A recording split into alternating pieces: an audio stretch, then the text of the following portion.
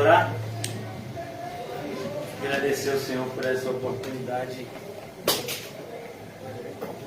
de estarmos aqui reunidos. Obrigado, Pai, por mais uma vez nos reunir no nome precioso do Teu Filho amado, nosso Senhor e Salvador Jesus Cristo. Ajuda-nos a aproveitar, Senhor, esse encontro que o Senhor preparou antes da fundação do mundo, Senhor, para a nossa edificação, para a nossa santificação, para a salvação, Senhor, daqueles que ainda não foram salvos. Ó Deus, cumpre aquilo que lhe apraz, Senhor, nessa noite. Eu oro em favor dos meus irmãos, que assim como eu, Senhor, chegamos aqui cansados, sobrecarregados, na esperança, na firme convicção de que o Senhor há de renovar as nossas forças, como o Senhor sempre tem feito. Ajuda-nos, ó Senhor, a confiar mais em Ti e menos em nós, mais em Ti e menos no homem, Senhor. Ó Deus, eu oro em favor da minha amada, da nossa amada irmã Osana. Continua, Senhor, tomando conta dela, como o Senhor tem feito, derramando graça, Senhor, surpreendendo os médicos e aqueles que estão ao redor, vendo a Tua mão poderosa que é capaz de reverter as circunstâncias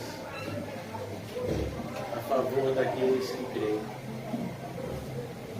Ajuda também, Senhor, os meus irmãos que estão passando por enfermidades, sejam elas emocionais, físicas, que a Tua graça, Senhor, abunde em meio à nossa fraqueza, Senhor. Ajuda-nos na noite de hoje, Senhor, na compreensão das Tuas verdades benditas. Possamos nos apropriar das Tuas promessas, Senhor. Por meio delas, sermos guardados dos constantes ataques que sofremos diariamente. Ó Deus, abençoa as nossas vidas. Seremos para sempre abençoados. Em nome de Jesus, amém e graças a Deus. Amém, irmãos? Hoje nós vamos dar continuidade a um tema extremamente importante,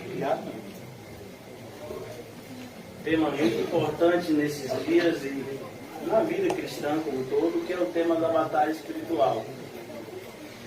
Infelizmente esse tema ele tem sido desvirtuado por conta do crescente movimento pentecostal que acaba transformando a batalha espiritual bíblica e verdadeira num show pirotécnico repleto de misticismo e que nada tem a ver com a verdadeira batalha espiritual que travamos nós que cremos. E na segunda-feira nós começamos a falar sobre esse assunto, conversamos um pouco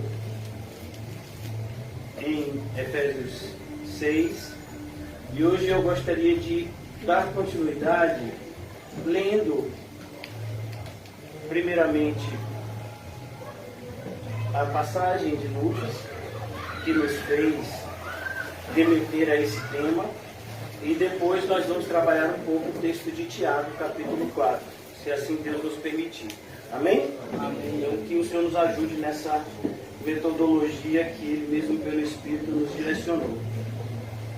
Logo após o episódio da tempestade no mar da Galileia, nós vamos ver em Lucas 8, versículo 26, o embate de Jesus e uma legião de demônios que habitava no corpo de um único homem. Versículo 26 do capítulo 8 de Lucas. Então rumaram para a terra dos Gerazenos, fronteira da Galileia. Logo ao desembarcar, veio da cidade ao seu encontro um homem possesso de demônios, no plural, que havia muito não se vestia, nem habitava em casa alguma, porém vivia nos sepulcros. E quando viu Jesus, prostrou-se diante dele, exclamando, dizendo em alta voz: que tenho eu contigo, Jesus, Filho do Deus Altíssimo? Rogo-te que não me atormentes. Só até aí. É notável perceber como hoje em dia a ordem natural bíblica tem sido desvirtuada.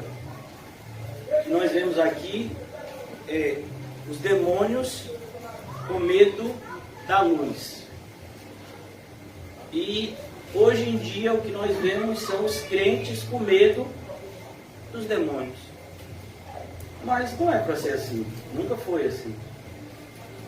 As trevas, elas se dissipam com a luz, e a luz, ela não tem medo das trevas, muito pelo contrário.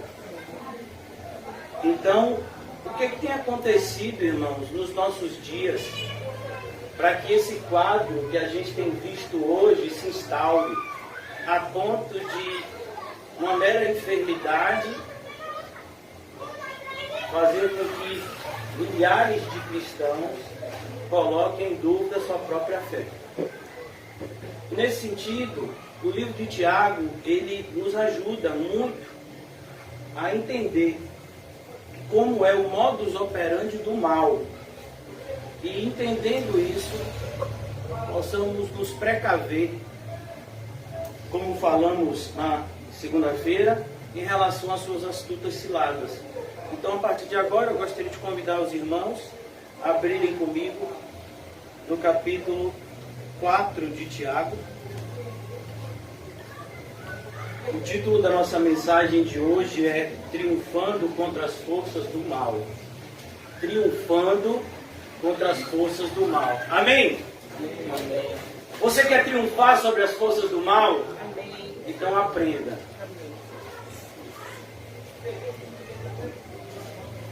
Às vezes a gente se engana porque a gente pensa que Satanás ele tem medo de determinadas coisas que Hollywood fez com que a gente acreditasse.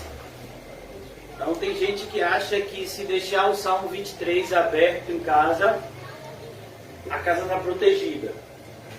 Se você tiver, talvez, um quadro com o Salmo 91, a casa está protegida. Tem gente que confia em água benta, tem gente que confia em óleo ungido, tem gente que confia em rosa ungida, tem gente que confia em gritaria, né? Então grita, sai, sai, sai, né? Achando que o demônio vai sair dessa forma.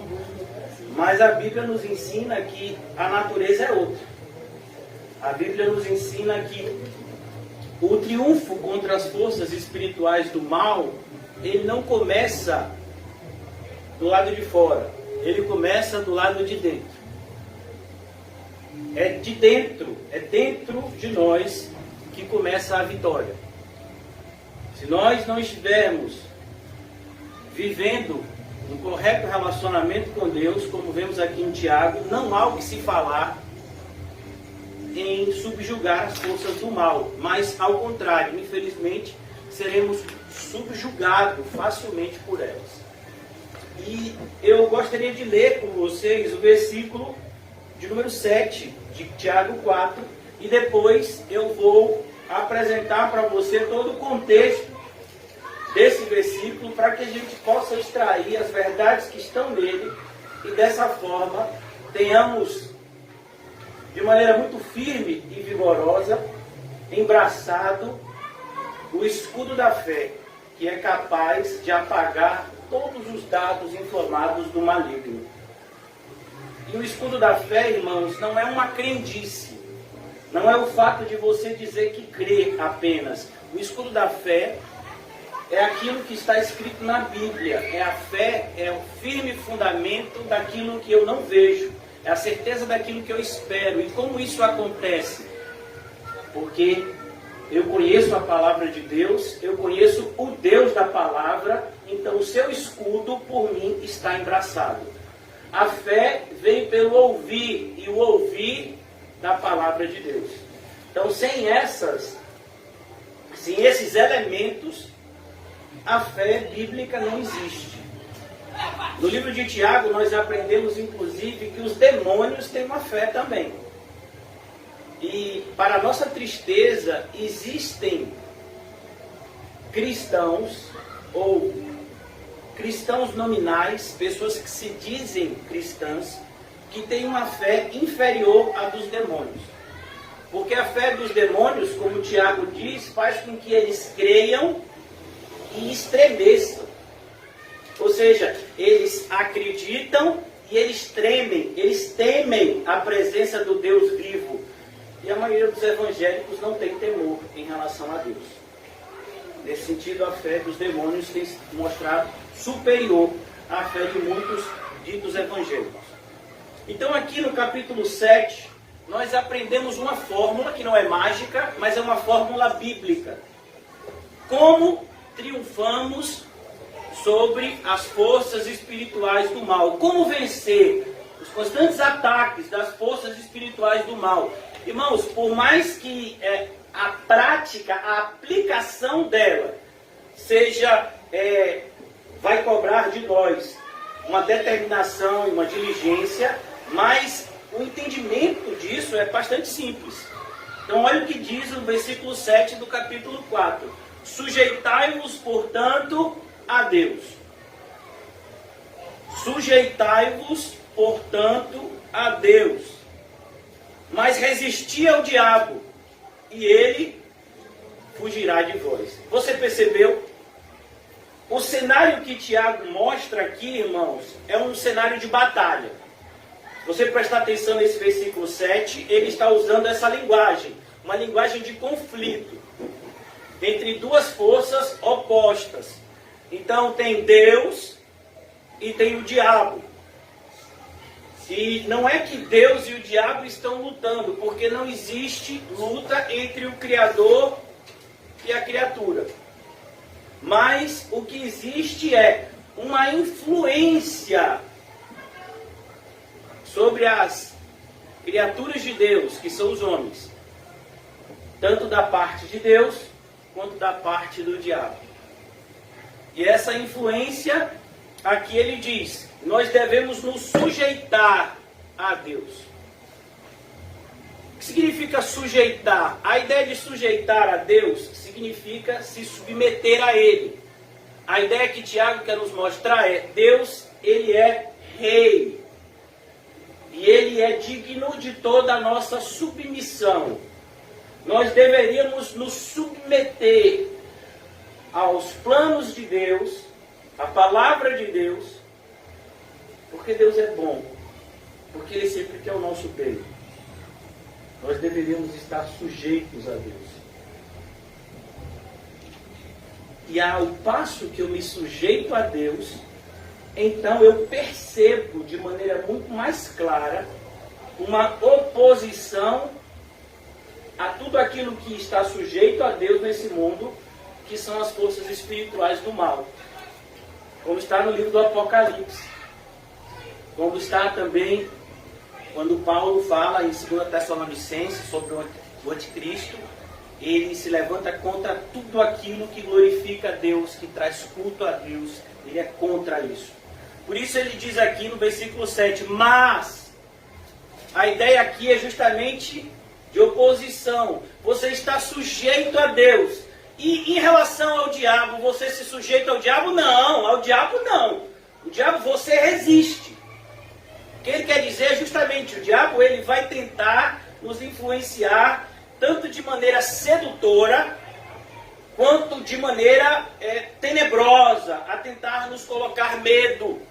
Olha, você vai passar fome, você vai ficar sozinho, as pessoas vão te abandonar, você vai ficar isolado do mundo inteiro, você vai ficar doente, você vai morrer. O diabo ele quer nos influenciar para que tanto pela sedução como pelo medo a gente se afaste da submissão a Deus e a gente acabe se sujeitando a ele, ao diabo. Por isso ele diz, não, você se sujeita a Deus e você então resiste ao diabo, porque ele vai tentar te atacar. Deus não vai impedir que o diabo nos ataque. É por isso que devemos prestar bastante atenção na Bíblia. O Senhor Jesus, ele disse: Pai, eu não rogo para que o Senhor os tire do mundo, mas para que o Senhor os livre do mal. A ideia não é que nós vamos ser protegidos de tal sorte que não teremos batalhas a enfrentar. Não, a ideia é o contrário. Nós teremos inúmeras batalhas a enfrentar, mas o Senhor, por sua graça, nos guiará em triunfo. Então ele diz: resistir ao diabo. As influências diárias, as influências por parte da sociedade, as influências por parte da nossa própria mentalidade. Nós temos uma mentalidade, irmãos, que é influenciada quase que o tempo todo pelas coisas do mundo. Mas resistir a isso, você precisa resistir. Você não pode aceitar pacificamente. Você não pode aceitar isso em omissão. Não, você tem que resistir, você tem que combater o bom combate da fé. E quando você fizer isso, então o diabo fugirá. A ideia é, ele vai fugir, porque ele sabe que o Espírito que está em nós é mais poderoso do que o Espírito que está nele. A ideia do texto é essa. Então, como foi que Tiago chegou a essa frase? O capítulo 4, irmãos, ele inaugura uma sessão na carta de Tiago, onde Tiago começa a falar da prática da vida cristã. O início dessa carta, Tiago diz que nós não deveríamos nos entristecer, mas deveríamos ter um motivo de grande alegria o passar por todo tipo de quê? De tribulação. Quem aqui está alegre? Porque alguém passou tribulação hoje ou sou eu? Sou eu que passei tribulação? E quem é que está alegre por ter passado tribulação? Quem é que está querendo dar uma de Jonas aqui? Fugir da tribulação? A gente já viu o que acontece com Jonas, né? Então cuidado, viu, Jonas? Se você está por aqui, tem um peixe preparado para você. Antes a gente deveria se alegrar porque essa tribulação, ela vai nos aproximar de Deus e ela vai nos dar experiência com Deus e, consequentemente, isso vai produzir alegria no nosso coração. Agora, Tiago, ele começa essa sessão aqui no capítulo 4, fazendo uma pergunta retórica, uma pergunta que traz consigo uma resposta nela mesma. De onde procedem as guerras e contendas que há entre nós? Aqui nós é toda a raça humana. Olha, irmãos, talvez a gente não tenha notado, mas o mundo nunca teve tantas guerras como hoje em dia. Na Europa, aqui mesmo no nosso país, né? Talvez a gente não tenha guerra civil, mas a gente tem o crime organizado, facções brigando contra facções, né? Inúmeras guerras. A gente tem guerra no Oriente Médio, países lutando contra. Existem guerras em todas as partes do mundo. Guerras institucionalizadas e outras não. De onde procedem essas guerras? De onde é que procede tanta guerra e tanta contenda?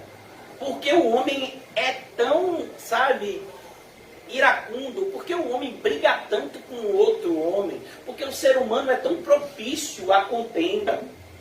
Tiago faz essa pergunta, uma pergunta que traz consigo a resposta. De onde, se não dos prazeres que militam na vossa carne? Olha a resposta. Porque o mundo inteiro está em conflito. Porque um quer subjugar o outro. Um quer ter mais do que o outro. Um quer que a sua vontade prevaleça em detrimento da vontade do outro.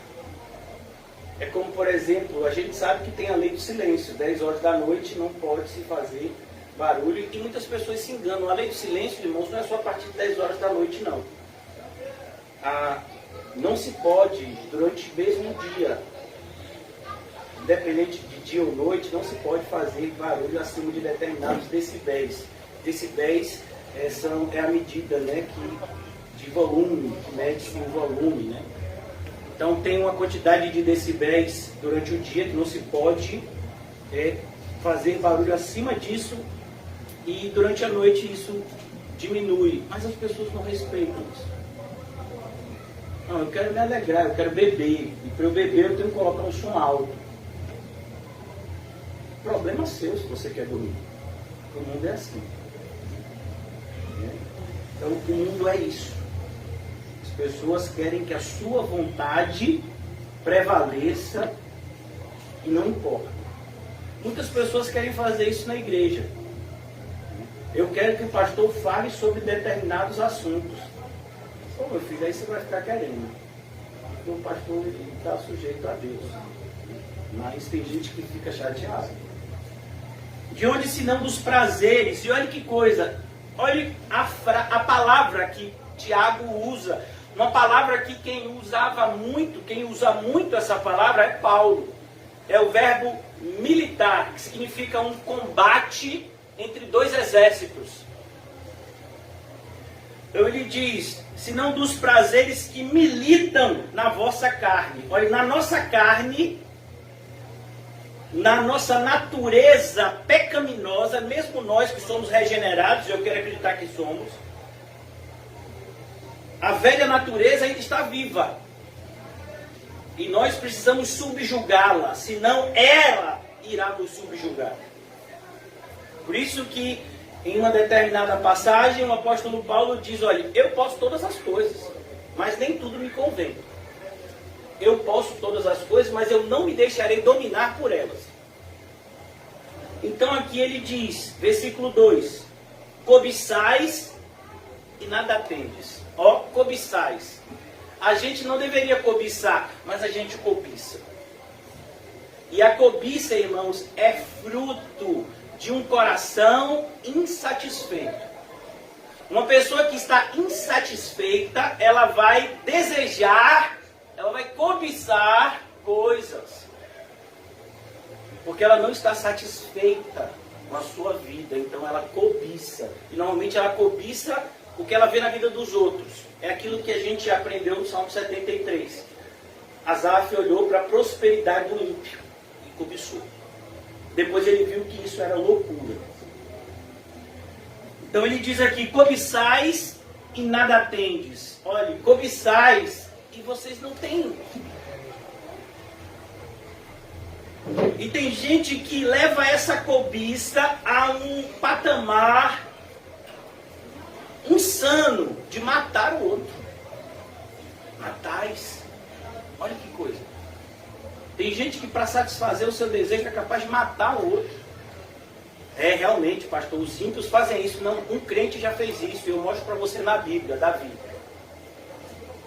Davi, para esconder o seu pecado, ele matou Urias. Olha o perigo que pode acontecer comigo e com você. Se a gente não tomar conta da cobiça, a cobiça toma conta de nós. Cobiçais e nada tendes, matais e invejais. Olha, invejais. Quando de nós olhamos para determinadas coisas que outros possuem e queríamos ter a mesma coisa. Tem gente até que diz assim, não, a minha inveja é uma inveja boa. Na Bíblia não tem inveja boa. Inveja é um pecado gravíssimo. Mas tem gente que diz, não é que eu não quero o que é seu, eu queria um igual ao seu. Por que você queria um igual ao dele? Deus não te deu. Se Deus não te deu, é porque não é bom para você. Se fosse bom, eu te dava. Mas essa questão da gente acreditar que determinadas coisas ou determinadas situações vão fazer da nossa vida melhor, não vão. A ideia que Tiago quer mostrar aqui é justamente isso. É você cobiça uma coisa e de repente você obtém aquela coisa, mas o prazer que você achava que aquela coisa iria te dar, não te dá. É como uma pessoa que vai e ele diz assim, mas eu estou com tanta vontade de tomar um sorvete, e ela toma o sorvete e quando termina de tomar o sorvete, diz, nem estava com essa vontade toda, nem devia ter tomado. Então, essa questão da cobiça. A cobiça, ela promete uma coisa que ela não pode cumprir. Porque a satisfação plena só vem de Deus. O mundo, ele tenta nos enganar dessa forma, querendo nos ludibriar, dizendo que nós vamos encontrar satisfação em determinadas coisas ou em determinadas situações. Não. Não vamos. Principalmente se somos cristãos. Não vamos. E aqui ele diz, viveis a lutar e a fazer guerras, nada tendes porque não pedis. A ideia aqui é, você não está pedindo o que deveria pedir. Por isso que você está vivendo uma vida, a realidade de Tiago aqui é muito próxima da realidade que é explícita no livro de Malaquias, aonde Deus fala com o povo, que o povo estava vivendo de uma maneira errada. E o povo fica assim, Deus, mas o Senhor diz que ama a gente, a nossa vida está tão ruim. Aí Deus diz, vocês dizem que eu sou o Deus de vocês, né? Cadê a minha honra? Vocês me chamam de pai. Cadê o respeito? Livro de Malaquias. Aqui ele diz, nada tendes porque não pedis, pedis e não recebeis, porque pedis mal. Quantas vezes a gente já não fez isso? Olha, irmãos, se a gente fosse sincero essa noite, a gente chegaria a uma triste constatação de que algumas orações que fizemos, se Deus tivesse respondido e feito o que a gente pediu, talvez a gente tivesse morto agora. E no inferno, que é pior ainda. Porque Deus pode fazer isso como juízo. No Antigo Testamento, o povo começou a murmurar contra Deus porque estava querendo comer carne. Estava enjoado do maná. Não tem um problema o pedir carne, mas o problema é o murmurar. Deus não gosta que murmuremos. Murmurar significa externalizar para o mundo que Deus não é bom. Isso é mentira. Deus é bom. Então o povo murmurou e disse que queria carne, começou a falar mal do maná. Deus então disse, não, eu dou carne para esse povo, eles querem carne. E Deus enviou uma quantidade absurda de aves. E tinha muita carne. Esse povo se alegrou. E eles começaram a tratar aquelas carnes, eles cozeram. E quando eles estavam comendo, a comida estava na boca ainda, não havia descido para o ventre. Deus enviou uma enfermidade e matou milhares. Deu-lhes o que pediu, mas enviou uma enfermidade mortal sobre eles. É o que a Bíblia nos alerta. Por isso a gente tem que tomar cuidado. Pedir mal é algo muito perigoso, irmãos. A gente precisa da ajuda do Espírito Santo, porque a gente não sabe pedir como convém.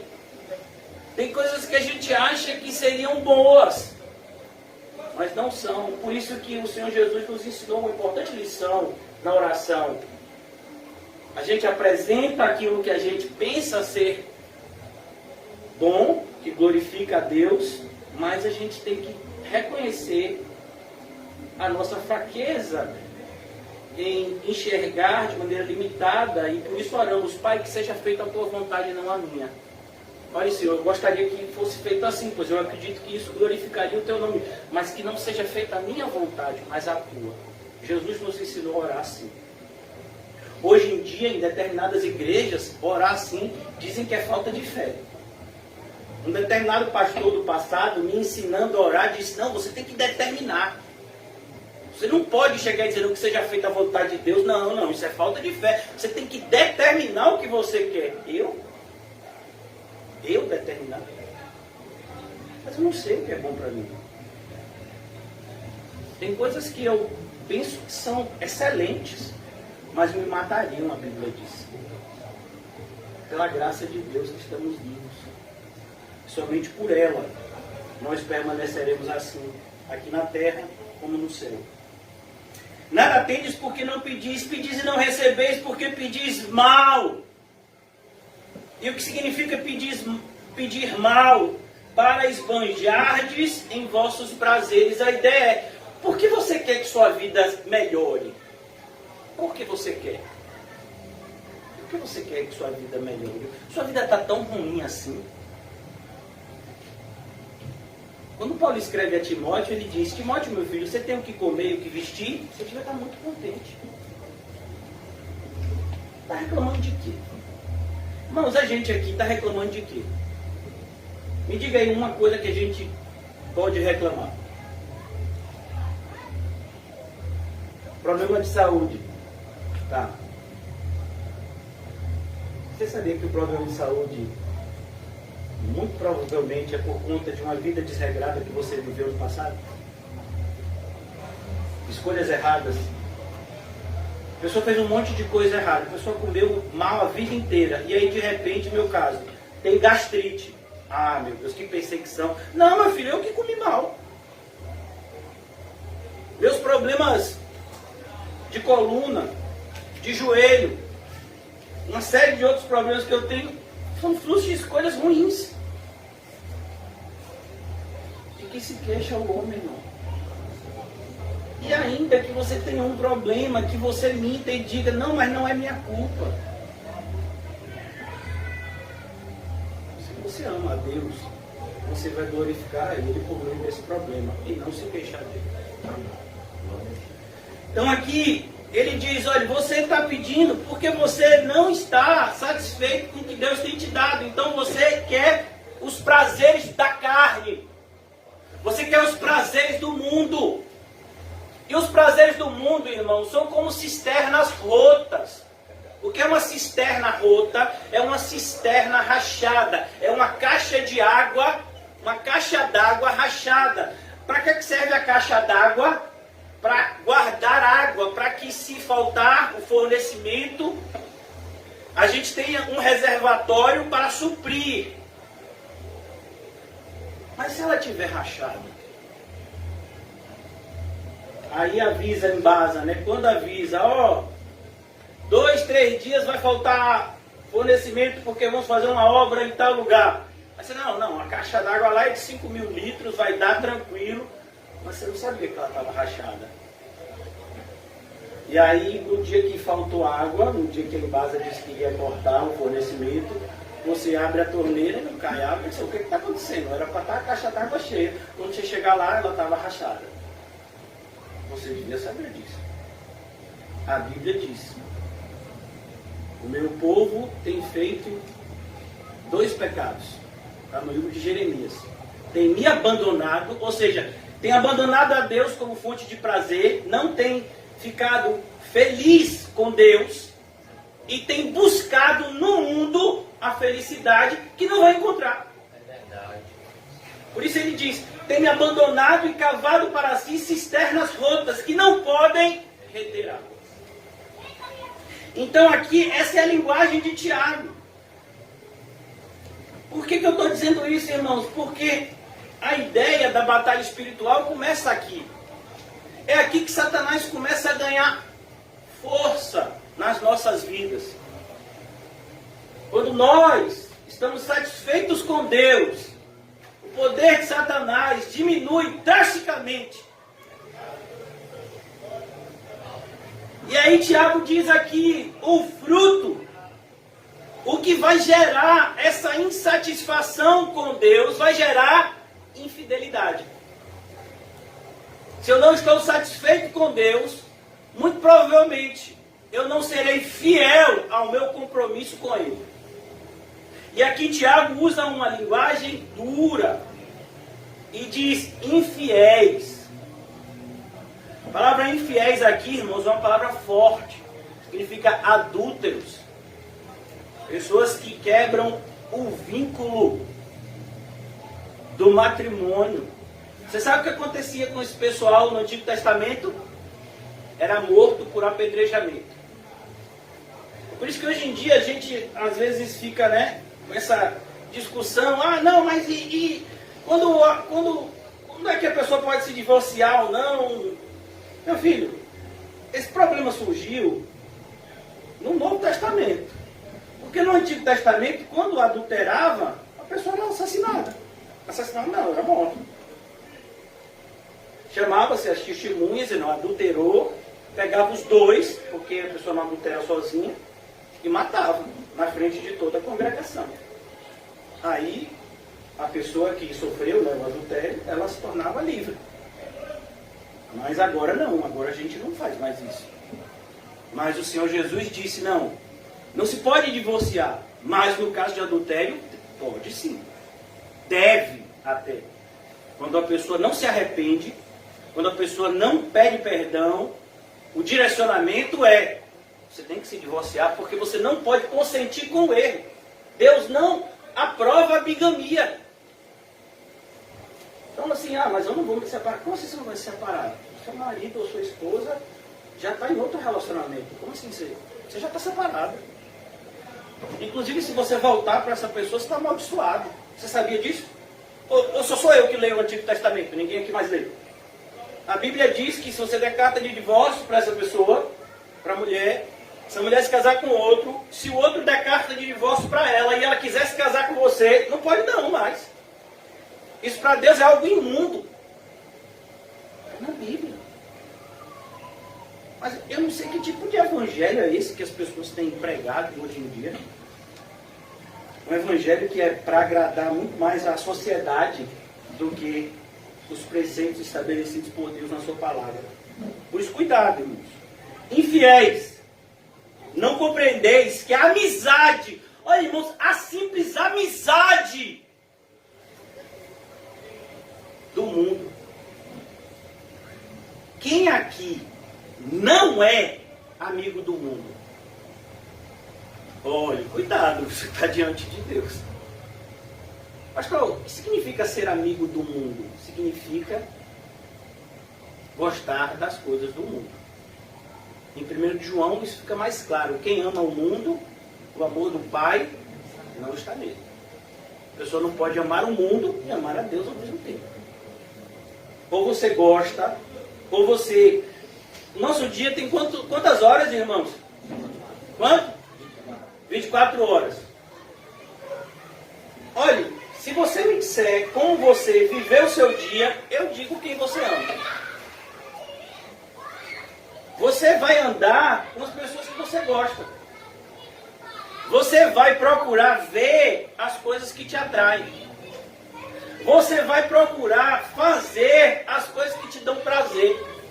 Isso faz parte da natureza humana. É por isso, irmãos, que nós devemos ser feitos uma nova criatura. Não é que o cristão ele não tem prazer. Claro que ele tem prazer. O prazer dele está em Deus. E nas coisas de Deus. Hoje em dia parece que o cristão é aquela pessoa que está infeliz. Que a pior coisa do mundo que aconteceu foi a salvação. Porque ele não pode mais usufruir dos prazeres do mundo. E os prazeres de Deus, que são infinitamente superiores aos do mundo? A gente deveria usufruir. E sabe, a ponto do ímpio olhar pra gente e dizer, vem cá, rapaz. Esse camarada está tão feliz, ele não tem nada do que eu tenho. Que felicidade é essa que ele tem? Essa deveria ser a nossa felicidade. Mas não, a gente acontece o contrário. Os ditos crentes olham para o mundo e rapaz, mas o mundo que é bom, né? Mas Deus me elegeu, né? Fazer o quê? Fui eleito. Eu acho melhor você repensar a sua eleição. Nossa, porque muito provavelmente ela só aconteceu na sua mente. Uma nova criatura, ela tem novas fontes de prazer. Amém. Então o nosso prazer está em Deus. Naquilo que Ele nos proporciona ricamente. Ricamente. Infiéis, não compreendeis que a amizade do mundo é inimiga de Deus? É isso que Satanás não quer que se compreenda. Essa é a zona da batalha espiritual. É aqui que é o campo de guerra. É o diabo como ele virou para Eva e disse, né, em forma de uma serpente: ô Eva, você está aqui feliz nesse paraíso? Esse paraíso é chato, você devia comer do fruto que Deus proibiu. Mas assim, paraíso é chato? Paraíso. Como é que um lugar que Deus ia na viração do dia pode ser chato? Deus, o próprio Deus, ia conversar com eles todo dia. Isso é chato. Isso não é bom. Olha, em Gênesis é dito que as coisas que Deus criou são boas, e Deus fez isso é bom, Deus fez isso é bom. Aí quando diz que Deus fez o homem e a mulher, a sua imagem e semelhança, isso foi muito bom. A Bíblia dizer que algo é muito bom, é porque é muito bom mesmo.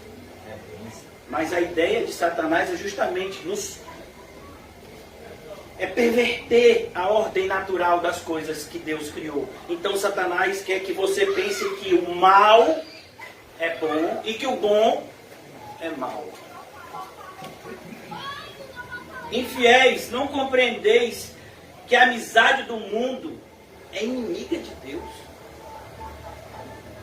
Irmão, que tipo de igreja é hoje em dia? Que tipo de igreja moderna é essa que a gente acredita que pode ser amigo do mundo e amigo de Deus ao mesmo tempo?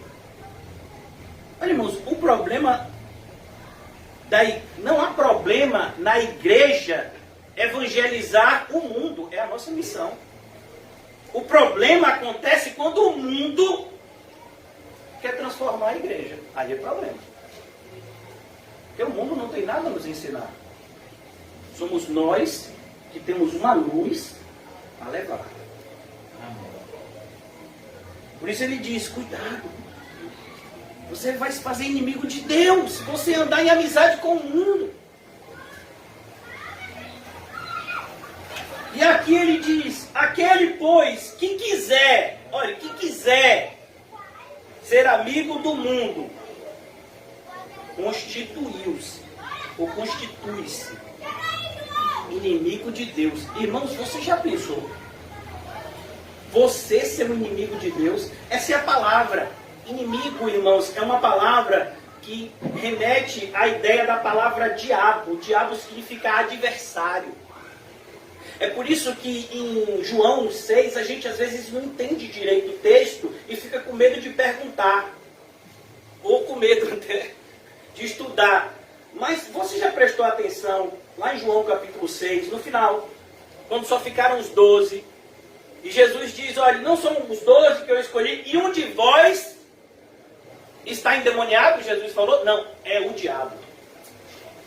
É um diabo. Como assim é um diabo? Judas não era homem? Como é que ele era um diabo? A ideia é, ele é um adversário. Ele é um amigo do mundo.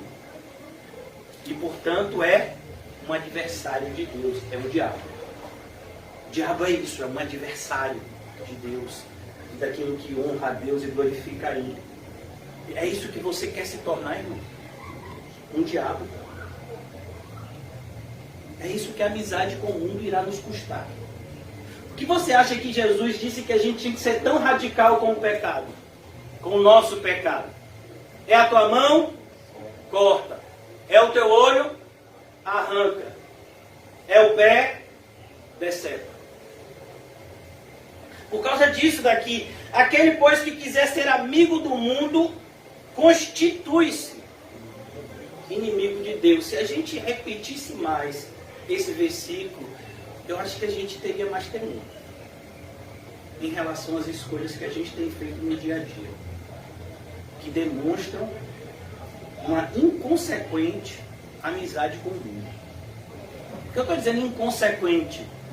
Porque a pessoa que se faz amigo do mundo, ela vai trazer consequências desastrosas para si e para aqueles que estão ao seu redor. E aí Tiago, ele está se aprofundando nesse tema de extrema relevância para os cristãos. Ou supondes, a ideia aqui, irmãos, é da soberba da vida. O que a gente encontra no mundo, segundo 1 de João? 3 coisas podem resumir todo o sistema do mundo. Concupiscência da carne, concupiscência dos olhos e o quê?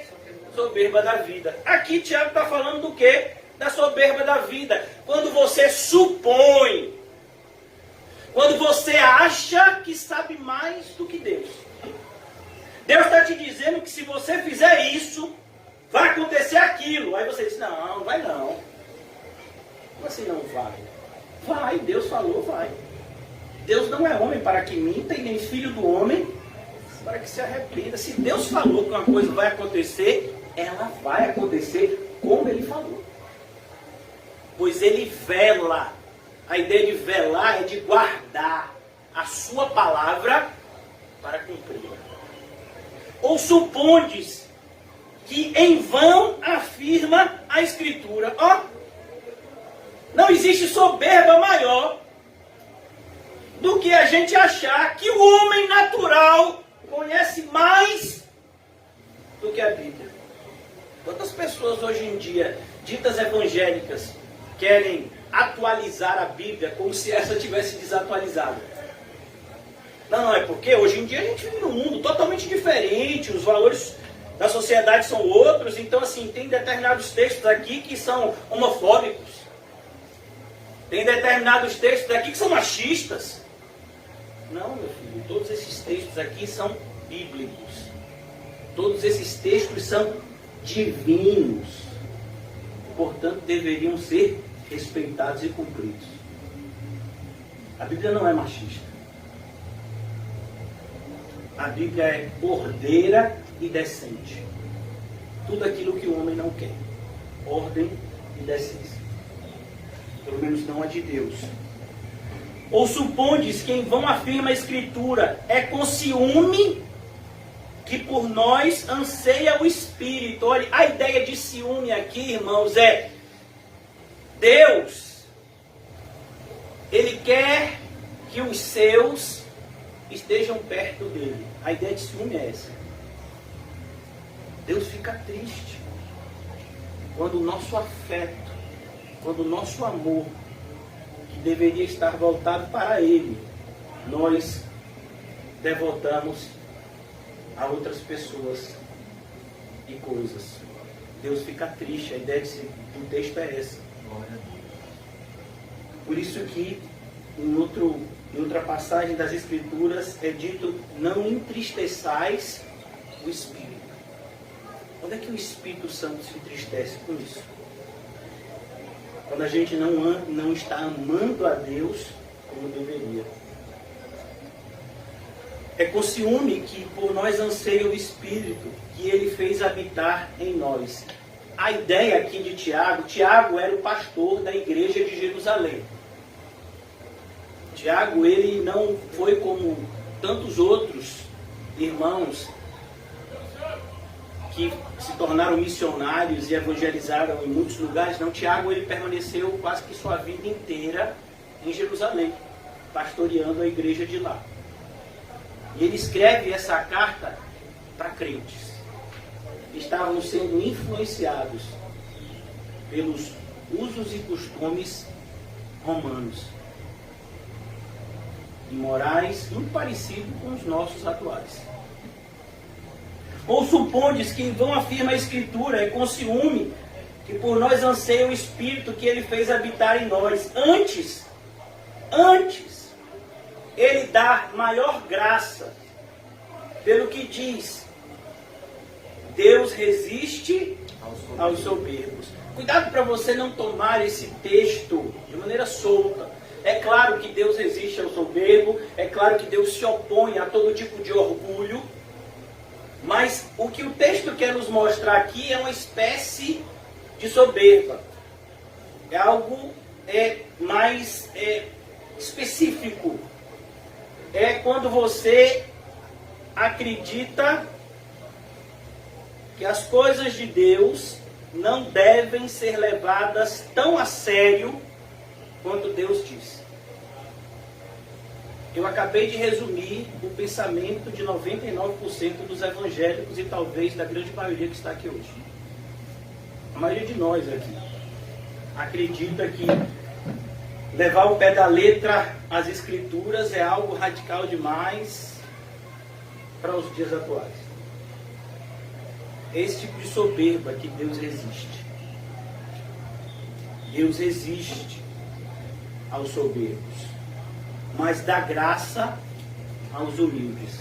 Que humildade é essa aqui? Também é uma humildade, irmão, específica. É a humildade que o próprio Jesus fez referência no Sermão do Monte como a primeira característica de um morador do céu. A primeira característica de um regenerado que vai morar no céu.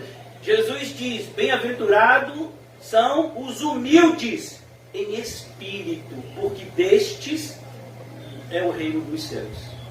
E na continuação do Sermão do Monte, e você tem que olhar aquelas bem-aventuranças, irmãos, como elos de uma corrente, onde uma se conecta à outra e não pode existir uma sem a outra.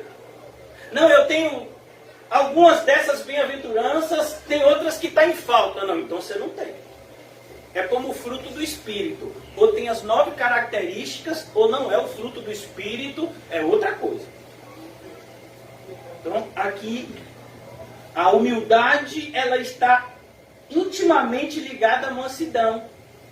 Não é o que está escrito no Sermão do Monte? Bem-aventurados são os mansos, porque herdarão a terra. Essa é a humildade que ele está falando. Em oposição à soberba.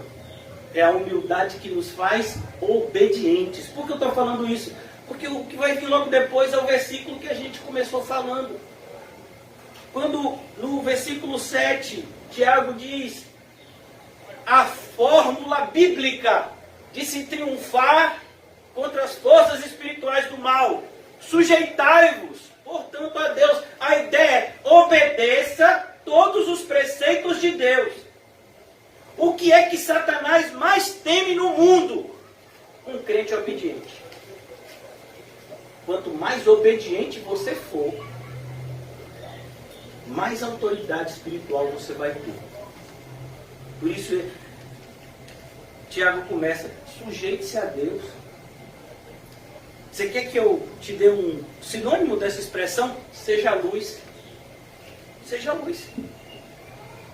A luz não precisa mandar as trevas embora. Precisa? Quando a gente acende a luz, automaticamente não tem mais escuridão. A luz dissipa a escuridão. É o que Tiago está querendo mostrar para a gente. Porque o entendimento do judaísmo é muito próximo ao entendimento equivocado da maioria dos religiosos atuais, que nós devemos travar uma batalha quase que física contra as forças do mal. Não, essa batalha é travada no mundo espiritual. E a batalha travada no mundo espiritual, ela deve ser travada com as armas espirituais. Por isso, em 2 de Coríntios, o apóstolo Paulo diz que as nossas armas não são carnais. Elas são espirituais e, portanto, poderosas em Deus, para destruição de fortalezas. Então ele diz, sujeite-se a Deus. O que significa se sujeitar a Deus? Eu vou mostrar para vocês. Abra comigo, por favor, em Romanos.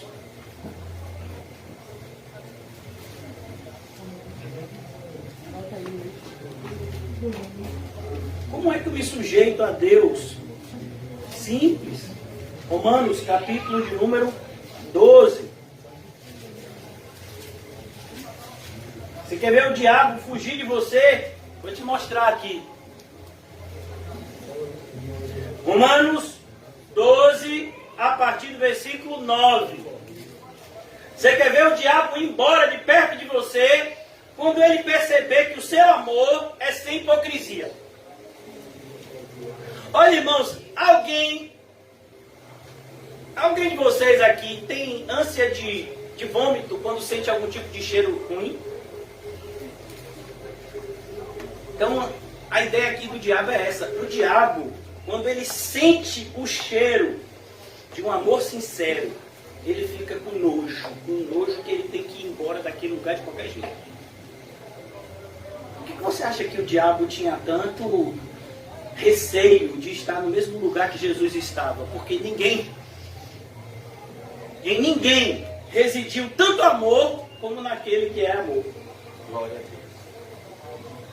O amor de Jesus era tão sincero que o diabo não podia ficar perto dele.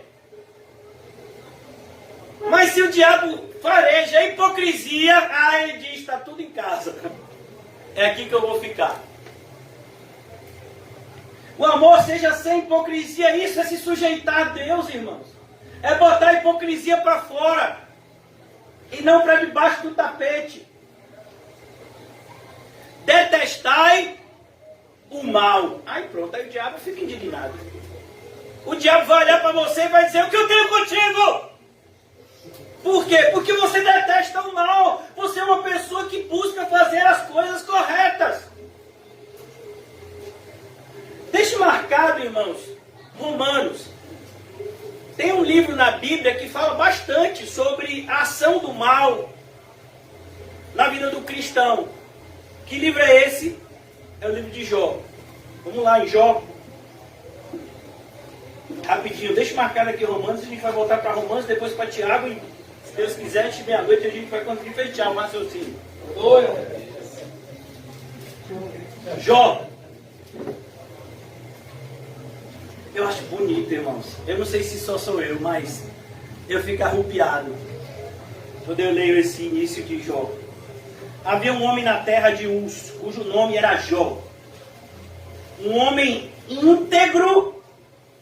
O que é um homem íntegro? É uma pessoa que vive de dieta, pastor. Ele é integral.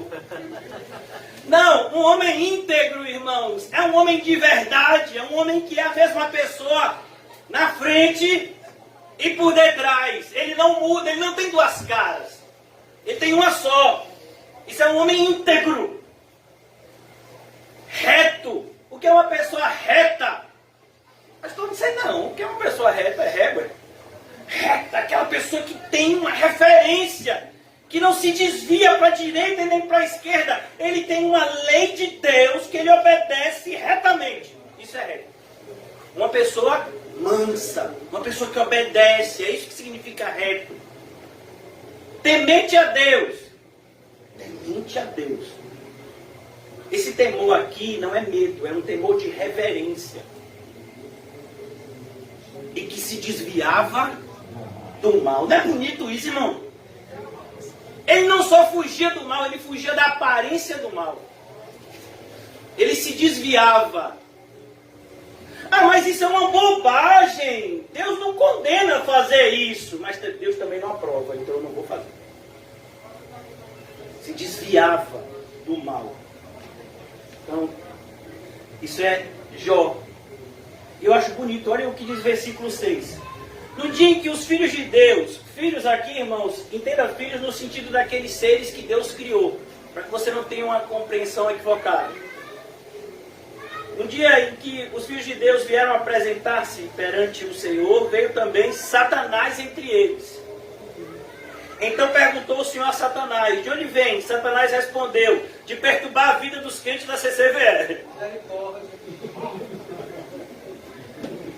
Satanás respondeu, disse, de rodear a terra e passear por ela. A ideia é que Satanás está bem à vontade nesse mundo. Ô irmãos, olhe para o mundo que a gente vive. Quem é que está alegre com o que está acontecendo? A imoralidade, confusão, contenda, desordem. É o ambiente que Satanás se sente à vontade para passear. Perguntou ainda o Senhor a Satanás: observaste o meu servo Jó? Perceba que quem mostra Jó para o diabo é quem? É Deus, não é o diabo que diz: não, eu quero a alma de Jó, eu quero esse Jó. Não, é Deus que diz: você viu meu servo Jó? Será que Deus poderia usar algum de nós aqui como referencial de cristianismo? Será que Deus podia dizer: observaste minha serva, meu servo tal? Será que ele podia dizer isso? Ou a gente está envergonhando o nome dele? Jó não, Jó vivia uma vida íntegra, que a gente já viu aqui. Porque ninguém há na terra. Irmãos, esse testemunho aqui é Deus que está dando. Se Deus falasse isso de mim um dia, irmãos. Ah, Jesus. É o dia mais feliz da minha vida, você vê. Ter esse testemunho de Deus. É o meu sonho. O que você sonha ter esse testemunho de Deus? De Deus, não dos homens. De Deus. Perguntou ainda, Senhor, a Satanás: observaste o meu servo Jó, porque ninguém é na terra semelhante a ele. Tem um crente na terra, é Jó. Pense. Dos crentes, Jó era o crente.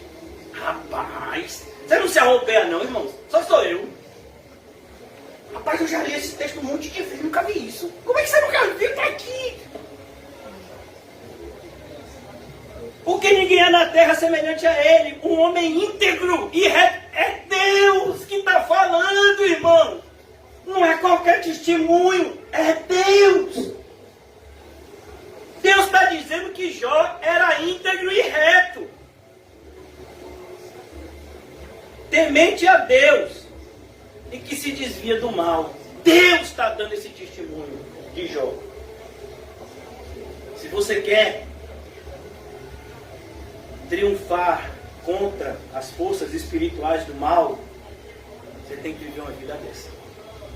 É isso que Romanos está dizendo aqui. Eu não sei qual é o seu título, mas em Romanos 12, a partir do versículo 9, que é onde eu comecei a ler com vocês, tem assim, as virtudes recomendadas aos cristãos. Virtudes quais são as qualidades que um cristão deve ter? Essas daqui. Detestai o mal, apegando-vos ao bem. Não é só detestar o mal.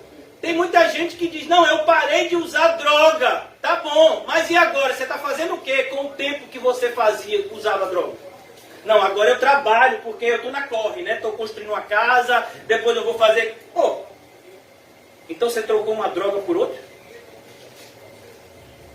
Porque você continua vivendo para esse mundo. Buscando as coisas daqui de baixo e não as do alto. Por isso que não é só, irmãos, detestar o mal, você tem que se apegar ao bem. É isso que é o mais difícil. Amai-vos cordialmente, amai-vos, e os inimigos, ele também. Amém. Aqueles que falam mal, ame esses também. Como? Cordialmente. Eu disse bom dia à pessoa, a pessoa não me disse, eu também não digo mais. Por que não? Quer dizer que o seu bom dia depende do outro? Não. Se você é educado e a pessoa não é educada, continue sendo educado. Na esperança de que aquela pessoa se arrependa e se torne educado também. Preferindo-vos em honra uns aos outros. Por que você acha que as pessoas têm que te respeitar e você não respeita os outros? Respeite os outros. Independente deles te respeitarem ou não.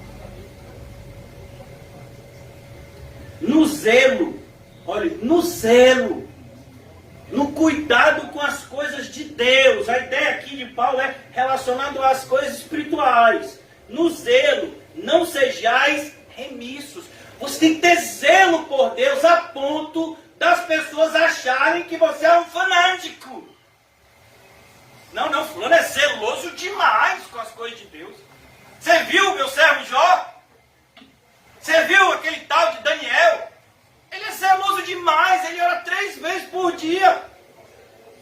E ninguém é capaz de impedir Daniel de fazer as orações dele. Nem o decreto do rei. Você viu aquele jovem lá, Sadraque, Mesaque, Abidnego? Eles não se prostram a deuses estranhos, nem a ameaça de lançá-los da fornalha fez com que eles se prostrassem. Que zelo é esse? É o zelo que Deus quer que eu e você tenhamos. Você acha, irmãos, que de judeu só tinha Sadraque, Mesaque e Abidnego na Babilônia? Milhares de judeus foram deportados. Foram levados escravos para o cativeiro.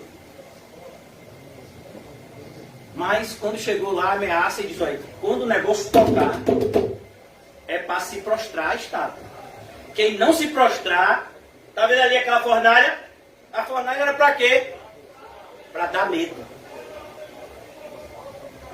Mudou a realidade? Não. A realidade é, olha, você tem que viver como o mundo diz, senão você vai passar fome. Tá vendo aquelas pessoas que vivem embaixo da ponte? Você vai viver embaixo da ponte. Tá vendo aquelas pessoas que estão vivendo daquele jeito? Olha, vai acontecer com você daquele jeito, se você não se prostrar diante da estátua de Mamon. É isso que o mundo fez com você o dia todo. Assim. no zelo não sejais remissos. Sede fervorosos do Espírito. Irmãos, quando você divide a sua fé, como é que você faz?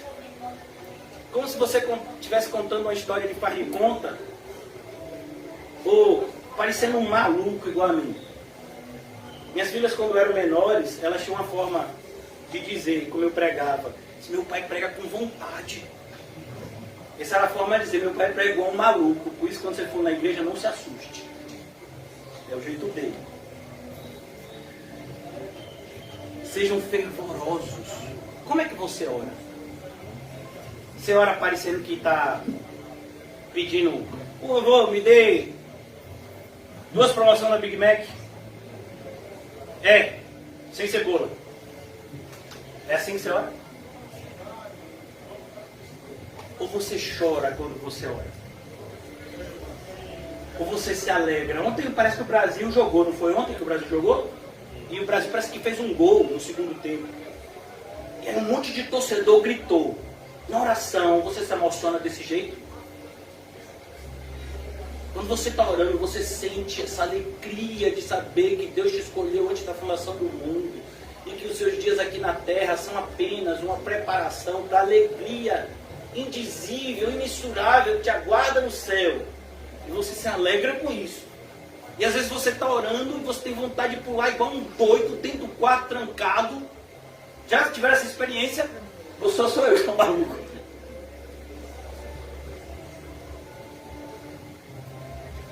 Não sei se você já viu, né? Tem jogador que faz gol e faz assim. Você já viu? Aí beija a bandeira. Meu filho, você tem que fazer assim: eu sou crente. Nossa. Sou filho de Deus. Você sente isso? Ou você fica: eu vou ir na igreja. Vai fazer o quê? Se eu não for, o pastor vai falar meu nome no culto. Então eu tenho que ir. Aquele doido. Ele faz cada maluquice. Sejam fervorosos de espírito, servindo ao diabo. Ao diabo. Ao Senhor. É isso que Satanás não aguenta ver. Um crente que está servindo ao Senhor. É isso que Tiago está falando: sujeitai-vos a Deus. Quando ele vê um Simeão idoso no templo, esperando a chegada do Messias, uma Ana idosa, viúva, de não sei quantos anos, que não estava em busca de homem, de casamento, mas em busca da glória de Israel, Satanás não aguenta ver. Glória a Deus. Ele fica frustrado. Porque o que ele queria é que essas pessoas que têm o seu prazer em Deus tivessem como a maioria, buscando o prazer do mundo. Por que a Bíblia diz que João Batista comia gafanhoto e mel silvestre? A ideia era: João Batista se satisfaz com aquilo que o deserto proporciona. Ele não sai por aí buscando uma melhora. Ele sabe que a melhora dele está no céu. E logo, logo vai chegar. Você espera o céu assim também? Sua alegria está lá? Ou ainda está aqui? Foi um puritano do passado que disse: olha, antes de Deus nos levar para o céu, Ele leva primeiro o nosso coração. O seu está lá? Ou ainda está aqui? Por isso, irmãos, ele diz mais: compartilhai as necessidades dos santos. Qual era a marca da igreja lá de Atos? O meu irmão disse: generosidade. Eles tinham tudo em comum. Isso daqui só vale se for ser usado para a glória de Deus. Senão é melhor quebrar. Pastor, não quebre não, me dê. Você tem usado as coisas que Deus tem te proporcionado para a glória dele ou para a vergonha do nome dele? Fala, Deus. Por isso ele diz: olha, você tem que compartilhar a necessidade dos santos, praticar a hospitalidade, abençoar os que vos perseguem, abençoar e não amaldiçoeis. Irmão, se você faz isso, o diabo fica indignado. Não sei se vocês são da época, eu vou voltar para Tiago para a gente já concluir. Não sei se vocês são da época daquele desenho Tom e Jerry. Eu sou da época desse desenho. E aí Tom e Jerry tinha umas cenas que aparecia um anjinho. e um demôniozinho no ombro. Olha, eu vou dizer uma coisa para vocês. Aquela cena tem um pouco de verdade. Satanás fica... E aí, vai deixar, mano? Vai deixar ficar por isso mesmo? A pessoa fez isso com você e você não vai fazer nada? Vai ficar de bobo? Olha, fez isso. Se você não fizer nada, na próxima vez vai fazer pior. Você acha que quem está dizendo isso é um anjinho ou um demônio? Ah, é o demônio. O pior é quando você ouve isso da boca de pessoas que se dizem cristãs. Eu já ouvi esse tipo de conselho. Vai deixar por isso mesmo? Tu tá na justiça, varão.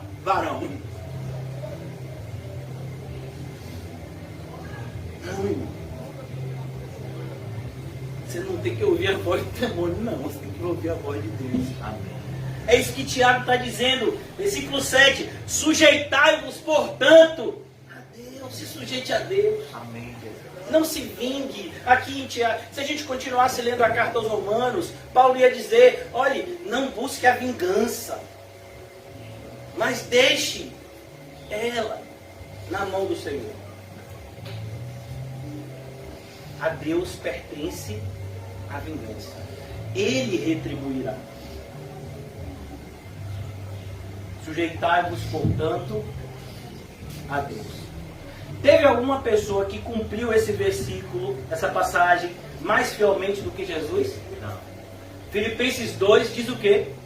Sendo Deus, não tomou como usurpação ser igual a Deus, mas em tudo se humilhou. E por isso Deus o exaltou sobre todos. E deu a ele um nome que está acima de todo nome. O nome que toda língua irá se prostrar naquele grande dia. Ele é o referencial, irmãos. Sujeite-se a Deus.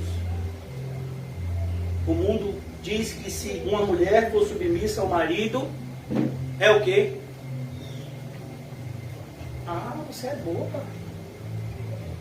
Quer dizer que você dá prioridade ao seu marido? Não, você tem que dar prioridade a você. É mesmo.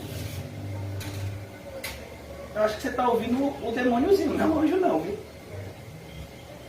Você quer saber como é que é uma pessoa cheia do Espírito Santo? Você não sobe no monte não. Você lê Efésios 5. Mulheres, sejam submissas aos vossos maridos como ao Senhor. Rapaz, é difícil. Não, difícil é do homem, meu filho. E homens, amem as suas esposas como Cristo amou a igreja. Como Cristo amou a igreja e deu a sua própria vida. Então, é aquilo que você chega no Espírito Santo. Patrão, trate com honestidade e educação seu funcionário. Funcionários, não seja uma pessoa na frente do patrão e outra nas costas, mas sirvam aos seus patrões como ao Senhor. Está escrito lá. Não inventa nada não, irmão. Está escrito em Efésios 5. Isso é ser uma pessoa cheia do Espírito Santo. Sujeitai-vos, portanto, a Deus. É isso. Porque hoje o diabo não tem dificuldade em dominar a vida dos crentes. Porque dificilmente você vai encontrar uma pessoa que esteja se sujeitando a Deus. O próprio Espírito Santo diz, meu filho, minha filha, faça isso, é isso. Que nada, Deus. O senhor quer que eu faça isso? Irmãos, abram comigo no livro de Malaquias. E eu vou lhe mostrar que isso não é uma coisa da minha mente não, está na Bíblia.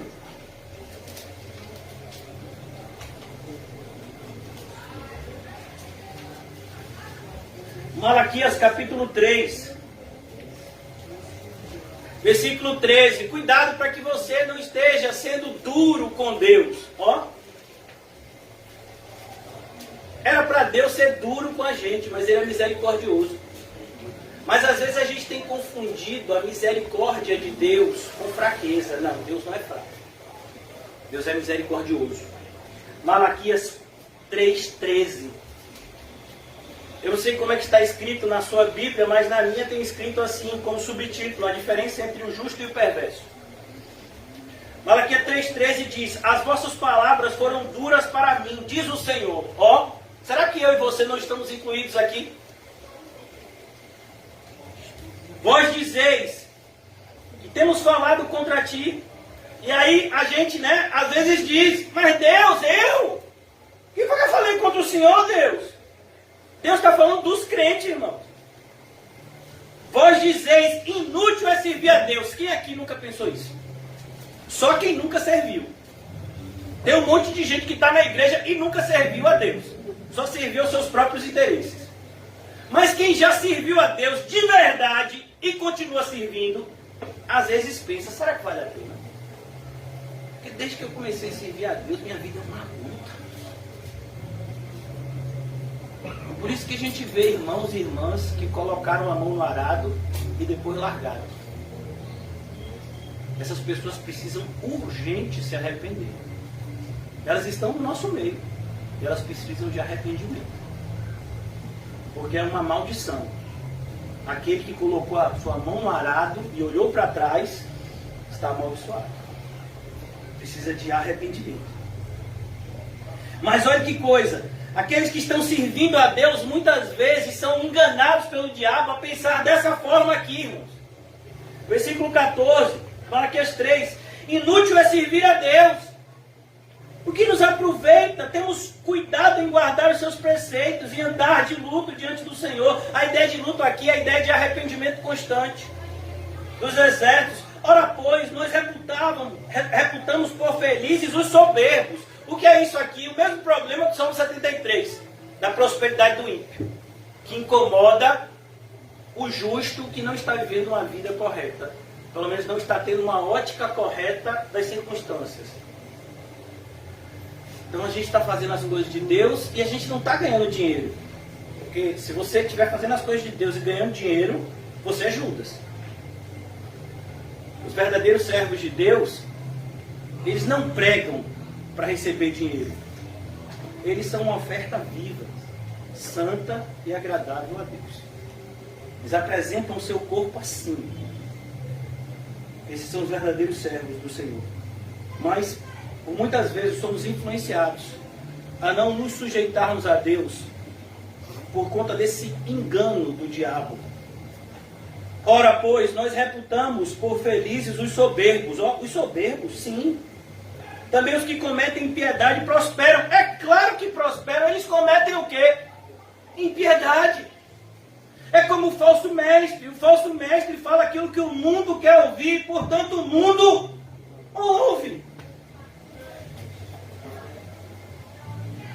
Eles cometem impiedade e prosperam. Sim, eles tentam o Senhor e escapam. Não parece isso? O pessoal está fazendo tudo contrário à vontade de Deus e eles escapam. Parece que Deus está fazendo vista grossa a esse pessoal. Não, irmãos, Deus não está fazendo vista grossa. Deus está permitindo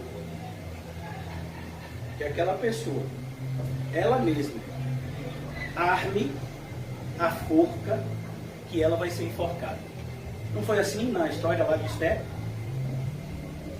Era Mordecai e o outro era Amã. Amã fez lá a forca, disse, ó, vou fazer do tamanho certinho. Mal sabia ele que o pescoço que entraria era qual? O dedo. Isso é o ímpio.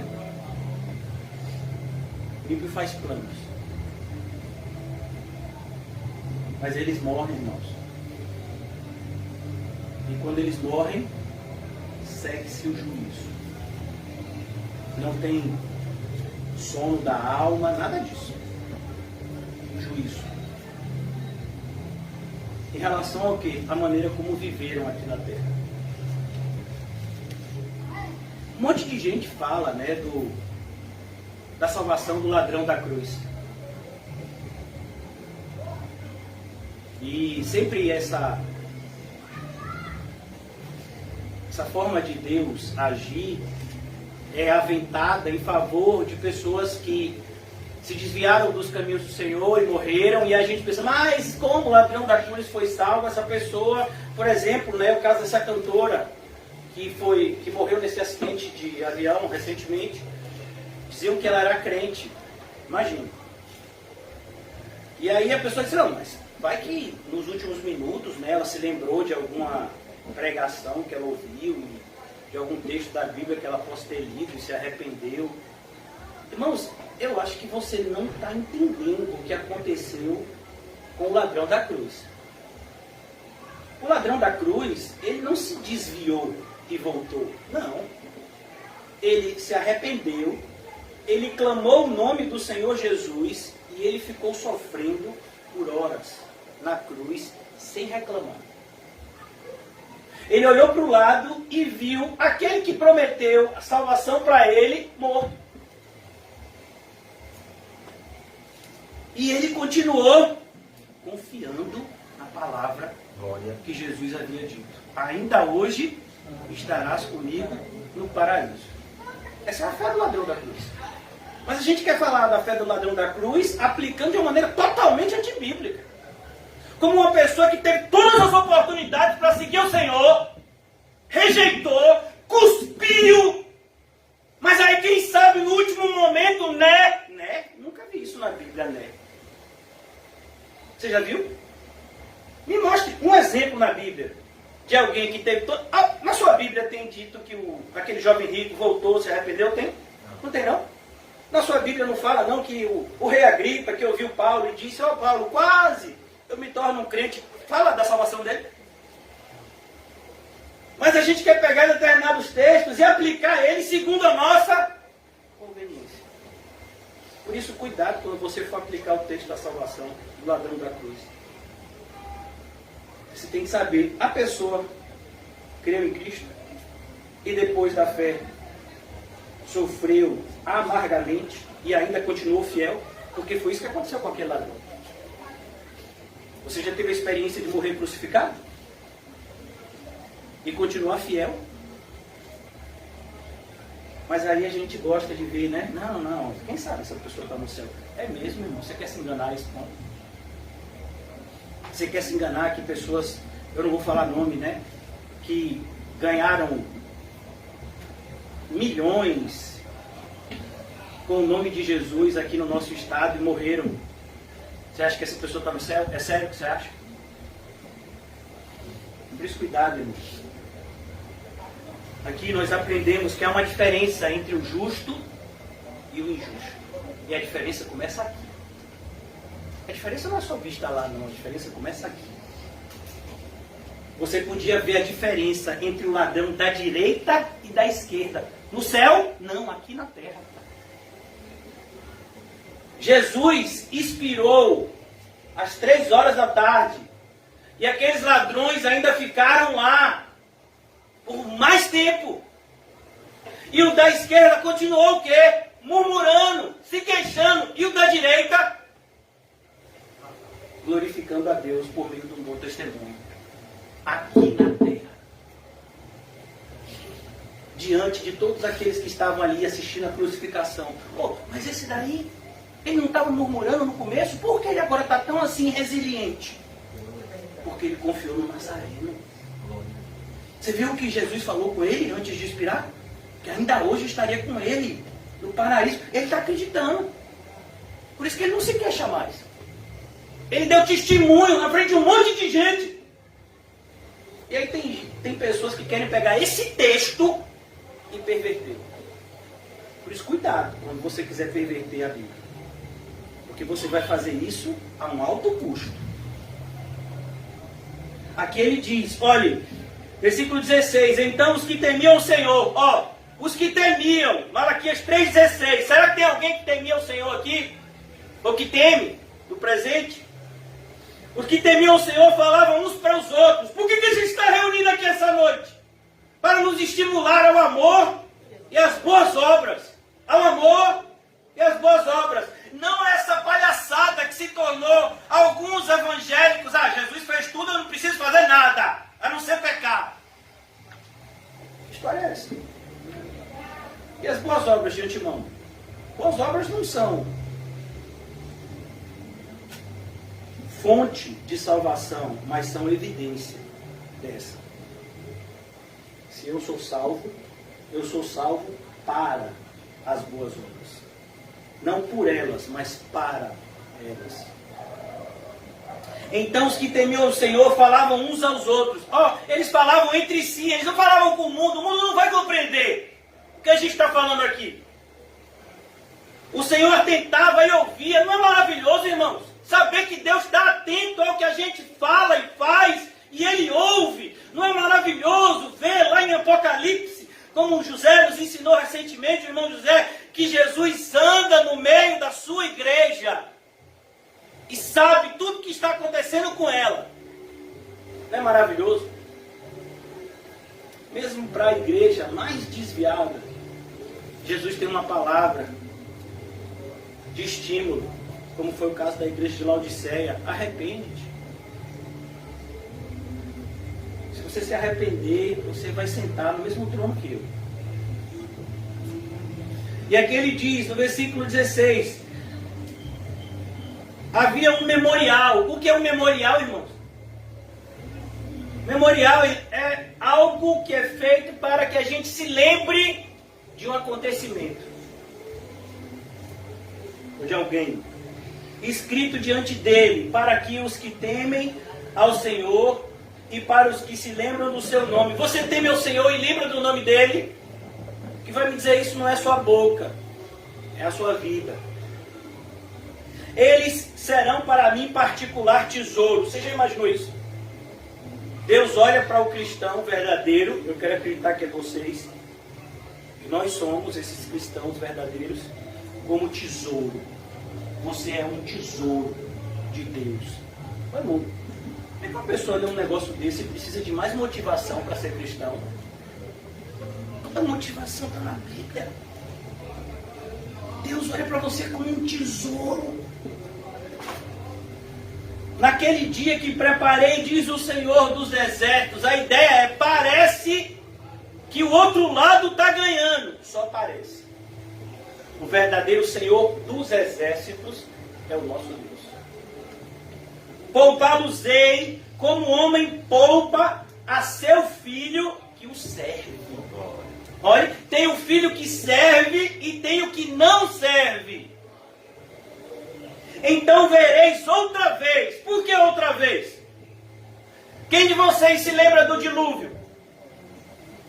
Lá em Gênesis, Deus fez a separação entre o que servia, Noé, e os que não serviam, o resto do mundo.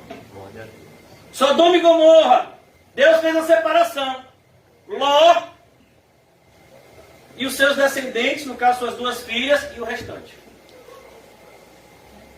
Aqui de novo, vocês vão ver a separação. Você vai ver a diferença que Deus faz entre o justo e o perverso. É isso, irmãos, que vai fazer a gente triunfar contra as forças espirituais do mal. Não é uma mandinga. Tem gente que quer combater as forças espirituais do mal com feitiçaria. Não, eu já botei o óleo ungido ao redor da minha casa inteira. Botei também um sal grosso. Sal grosso? Crente botando sal grosso. É para quê? Para temperar a carne? Então vereis outra vez a diferença entre o justo e o perverso, entre o que serve a Deus e o que não o serve. Quem é você aqui? Você é o que serve a Deus ou o que não o serve? Quem é você?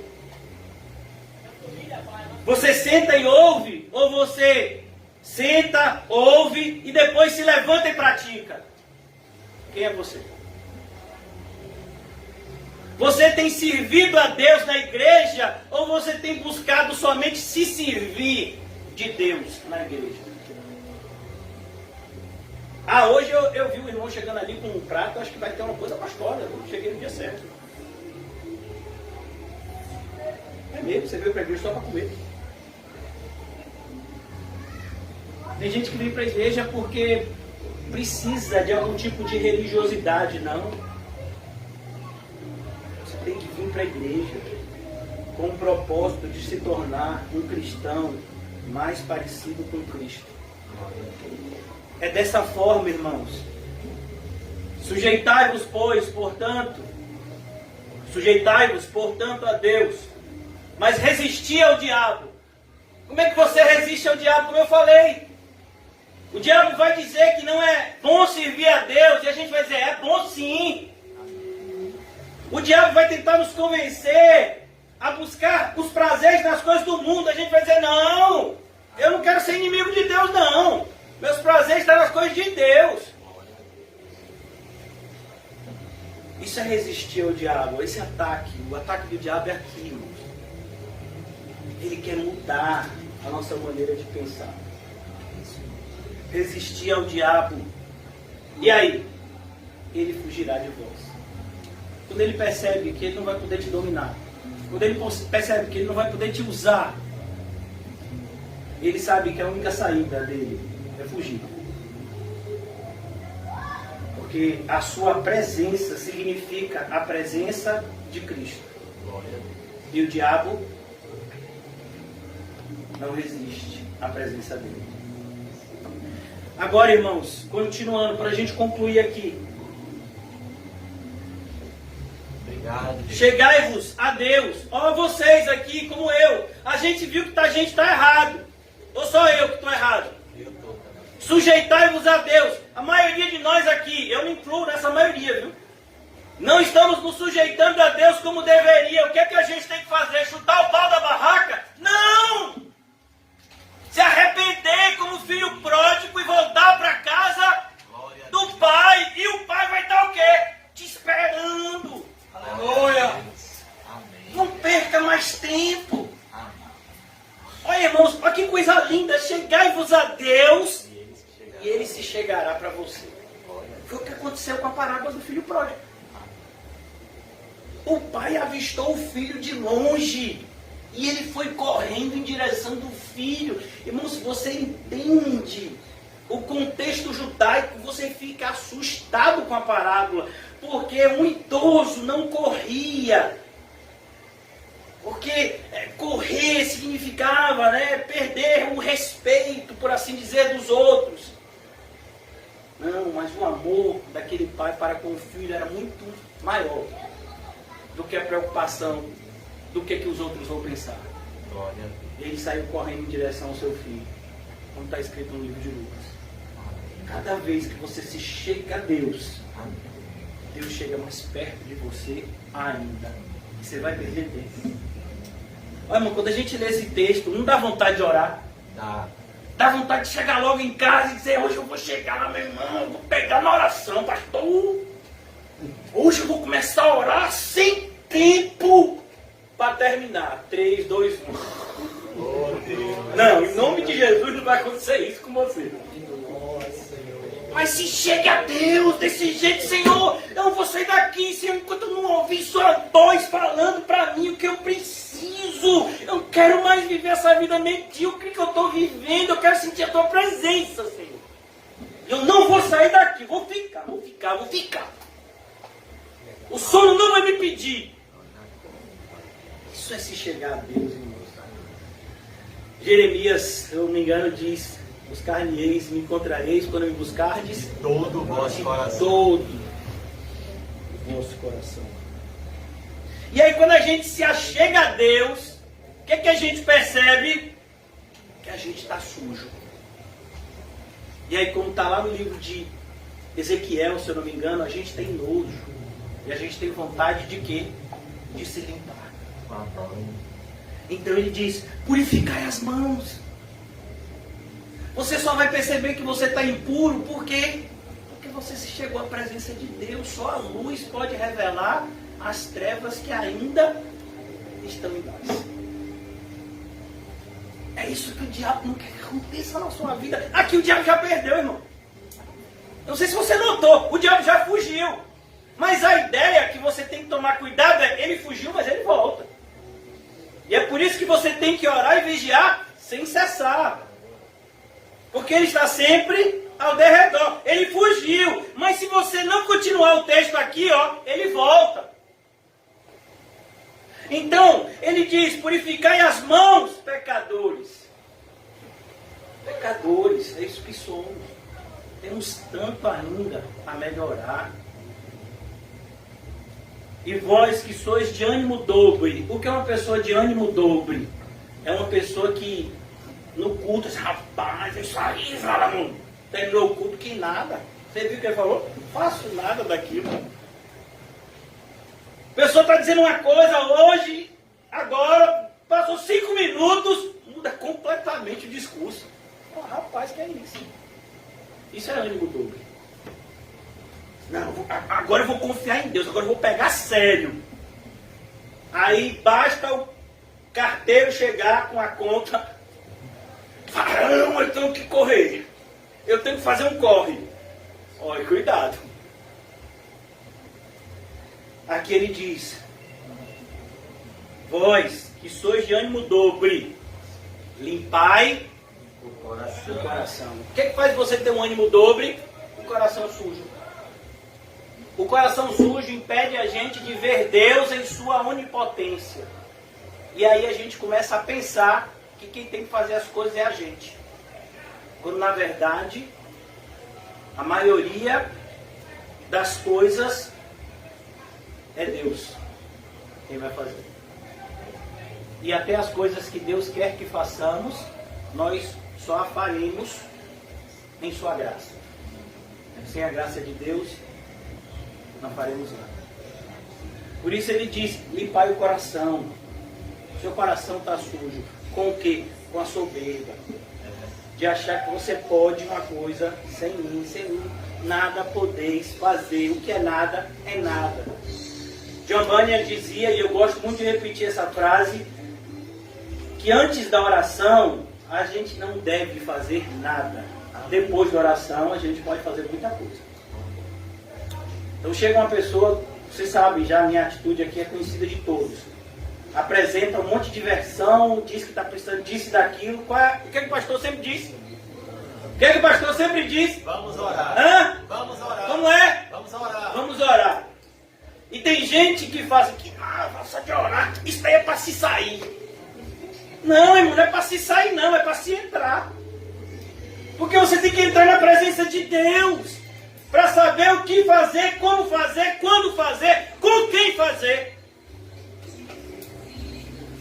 Se a gente orasse mais, a gente sofria menos. Amém. Às vezes a gente está sofrendo em virtude da nossa falta de oração. A gente não tem ouvido a Deus como deveria e a gente tem batido a cabeça. Irmãos, quem já bateu a cabeça naqueles espelhos? Espelho não, é aquele vidro. Tem uns vidros que o pessoal limpa tão bem limpo que às vezes você não tem noção de que aquilo é o vidro. Você já teve esse... Já bateu? E você vai... Bem! Você não prestou atenção, porque vidro é vidro, irmão. Rapaz, eu não vi que aqui era uma barreira. Eu achei que estava livre. Não está livre não. Se eu tivesse visto melhor, você não batia. Então aqui ele diz, olha... Limpai o coração, afligi-vos, afligi-vos. Que história é essa de você achar que vem para a igreja para se sentir bem? Meu filho, se você quer se sentir bem, vai tomar um sorvete. Você vem para a igreja, você vai ter a sua carne afligida. Você vai sair daqui se achando o quê? O pior crente da face da terra. E desejando ser o melhor. É isso que você tem que sentir quando você vem para a igreja. Senão o pastor está me enganando. Afligi-vos, lamentai e chorai. Ô irmão, será que a gente não tem motivo para a gente chorar? Para a gente lamentar com o nosso pecado, com o pecado das pessoas que estão ao nosso redor, sem falar da situação do mundo. É verdade. Converta-se o vosso riso em pranto e vossa alegria em tristeza. Humilhai-vos na presença do Senhor e Ele vos exaltará. Isso é a vida triunfante. É uma vida de humildade, onde a exaltação vem do Senhor e não da gente. Eu já vou fechar a Bíblia, mas uma demonstração visível de tudo que a gente falou aqui é a vida de João Batista. quando foram até ele, tentando de alguma forma enaltecê-lo, porque alguns chegavam a cogitar que João seria o próprio Messias. E João disse, não, não sou não. Mas João, você é um profeta? Ele disse, não, eu sou só uma voz que clama no deserto, endireitai os seus caminhos. Então que a gente, irmãos, aprenda a beleza da humilhação, de se ver como uma pessoa pequena, para que Deus então nos exalte. Olha, se nós enxergássemos isso, a gente estaria tão mais alegre com a nossa vida. Deixa eu dar um exemplo para vocês para concluir. Se você chegasse hoje num desses países que sofrem com fome, tem um país, se não me engano, na África, chamado Iêmen, que está entre os países mais pobres do mundo, que as pessoas vivem em estado de desnutrição enorme. Você chegar numa criança daquela que tem 5, 6 anos e que você olha, parece que tem 2. Tamanho estado de desnutrição. E você der um sanduíche para ela, de mortadela. Ela vai beijar você, ela vai abraçar você. Ela vai te agradecer, talvez ela nunca esqueça de você na vida dela. Mas se você chegar hoje para um milionário, para um desses homens mais ricos do mundo aí, e der um sanduíche de mortadela, o que é que ele vai fazer? Ele vai jogar na sua cara. Ele vai dizer, me respeite. Você acha que eu vou comer isso? Então, aí, o que eu quero mostrar para vocês, irmãos, é que por que a gente às vezes está tão insatisfeito? E a insatisfação é um convite para Satanás morar na nossa vida. Você quer isso? Por que a gente está tão insatisfeito? Porque a gente acha que merece mais. Por que você acha que você merece mais do que você tem hoje? Você nem merece o que você tem hoje. Não merece nada. Se tem uma coisa que a gente merecia e merece, era estar no inferno agora sofrendo. Isso todos nós merecemos. De longe. Mas a gente está aqui, numa igreja bíblica, com a Bíblia na mão, com irmãos regenerados, com o Espírito Santo, com Jesus Cristo no nosso meio, com Deus Pai olhando por nós do alto, com todos os meios de graça à nossa disposição. Fora isso, pela providência de Deus, estamos alimentados e vestidos. E não estamos contentes. Não estamos contentes. O que está faltando na sua vida? Ah, eu preciso de um celular novo. Ah, é mesmo? Para quê? Para pecar mais?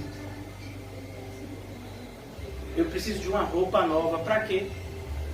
Essa roupa nova, daqui a pouco ela vai envelhecer. Você sabia disso? Ela é nova hoje. Daqui a um ano ela vai ser roupa o quê? Velha. Agora existe uma roupa que nunca envelhece. São as roupas brancas que recebem aqueles que foram regenerados. Essa nunca envelhece. Você quer dinheiro? Para quê? Para gastar, e depois você vai ter que ter mais o quê? Dinheiro para gastar mais ainda. Mas se você tiver tesouro no céu, ele não se desgasta. E ninguém pode roubar. Percebe, irmãos, que é isso que o inimigo não quer que você enxergue. Porque se a gente enxergar o mundo pela ótica de Cristo, nós vamos caminhar, como está escrito em 1 Coríntios 2, em triunfo. Porque qual é a vitória que vence o mundo? A nossa fé. E a gente, com essa fé, irmãos, somos capazes de fazer coisas que nem imaginamos. A Bíblia diz que Deus é poderoso para fazer muito mais do que pedimos ou pensamos, segundo o seu poder que opera eficazmente em nós, os que cremos. Que o Senhor nos ajude, irmãos. Essa é a maneira de triunfar. Essa é a maneira de não fugir do diabo, mas de vê-lo fugindo de nós. De triunfar diante de toda e qualquer circunstância, aprendendo a viver contente, sabendo que aquele que entregou o seu próprio Filho por amor a nós, como não nos dará juntamente com Ele Porque só com Ele a vida tem significado. Juntamente com Ele, todas as coisas. Ó Pai, nos ajuda a nos apropriar dessas benditas promessas, Senhor, que tanto nos enriquecem espiritualmente. Ó, eu oro, Senhor, para que nessa noite, se nós estávamos enganados com o engodo de Satanás, que tenta nos convencer que o mundo é um lugar maravilhoso, que nós devemos usufruir o máximo possível dos prazeres transitórios desse mundo. Se nós estávamos enganados a esse ponto, Senhor, nos corrige, para que possamos enxergar como de fato as coisas não são. Se estamos já ressuscitados com Cristo, buscamos as coisas que são do alto, pois é lá onde está a nossa pátria, é lá onde está a nossa alegria, é lá onde está o nosso tesouro. Ajuda-nos, Senhor Jesus, a amar como o Senhor nos ensinou a amar. Amar de tal forma que seja perceptível de todos que o nosso amor é sobrenatural. Não vem de nós, mas vem de Ti. Pois essa é a maior arma para destruirmos as potestades, para triunfarmos tanto de maneira defensiva quanto de maneira ofensiva no combate da fé. Ajuda-nos, Senhor, a combater o bom combate até o fim, guardando a fé. Que nós não sejamos sujeitos ao mal, mas que estejamos todos submissos a Deus. Pois dessa forma o inimigo fugirá de nós. Que essa realidade nos acompanhe, Senhor, para a Tua glória. Em nome de Jesus, amém. E graças a Deus. Saúdem-se mutuamente com um cumprimento santo. E diga a você mesmo: no combate espiritual, quem tem que sair correndo é o diabo, não você. Pode enfiar.